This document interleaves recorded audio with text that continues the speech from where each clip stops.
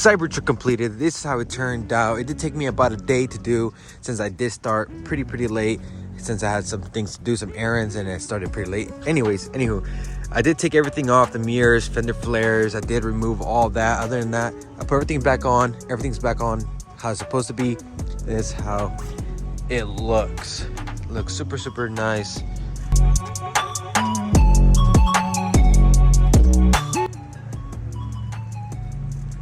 He was gonna do it red, but he ended up changing in the last second, wanting matte black.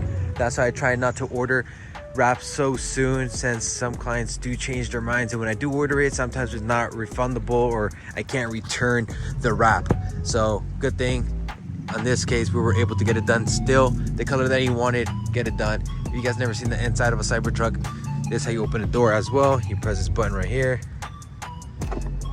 boom.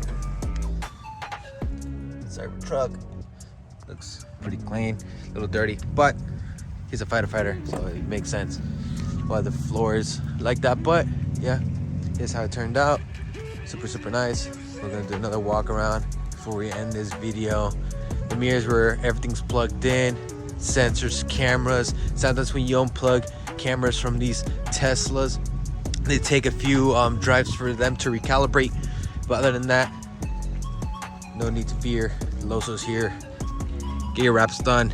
Book, DM me on Instagram.